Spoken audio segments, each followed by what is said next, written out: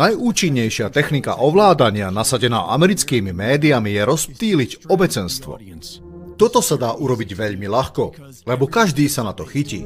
Ale rozptýlenia dneška už ohrozujú naše vlastné životy.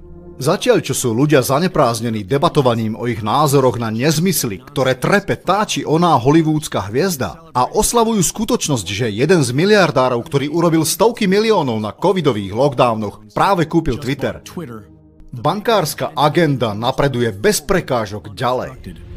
Svetové ekonomické fórum vyjadrilo jeho zámer jasne. Nebudeš vlastniť nič a bude sa ti to páčiť. A najlepšia cesta, ako toho dosiahnuť, je cez viac lockdownov, trvalých lockdownov, s občasnými prestávkami za dobré správanie. Tak, ako Čína ukazovala cestu v 2020, aby ukázala, ako účinne dokáže totalitný režim bojovať s falošnou pandémiou, zvyšok sveta zakrátko nasledoval. Šanghaj teraz stavia klietky okolo celých obytných domov, aby zabránil ľuďom utiecť. Úplne nová vládna metóda masovej vraždy. Americká a slovenská metóda bude oveľa vľúdnejšia. Národy sveta začínajú zavádzať uhlíkovú daň a odpájajú sa od dodávok paliva a zároveň oznamujú obrovský nedostatok paliva. V Amerike je na čele procesu Gavin Newsom, ktorý odpája vodu a prúd Kalifornčanom.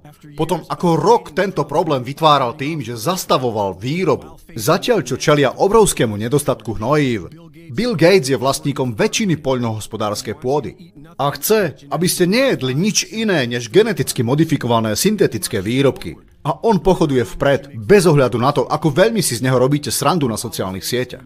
A zatiaľ, čo my čelíme okamžitému nedostatku čerstvých potravín a základných položiek, vyše 10 potravín spracujúcich podnikov bolo zničených v posledných týždňoch. Z úrovne, na ktorej sme my, sa asi nedá urobiť si úplný obrázok, ale oni nás idú opäť zatvoriť.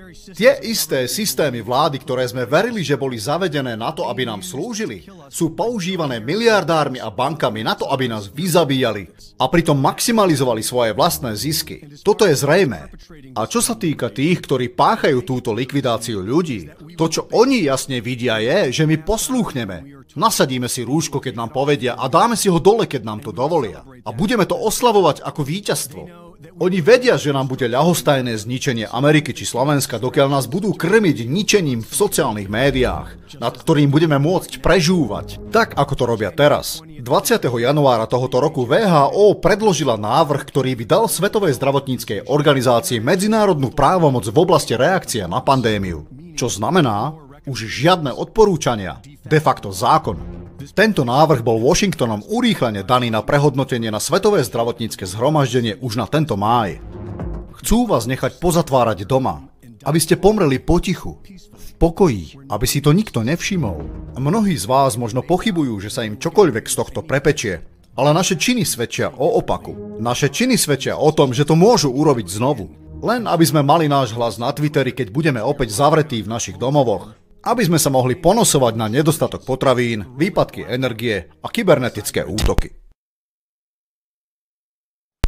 Správu priniesol Greg Rees pre Infowars.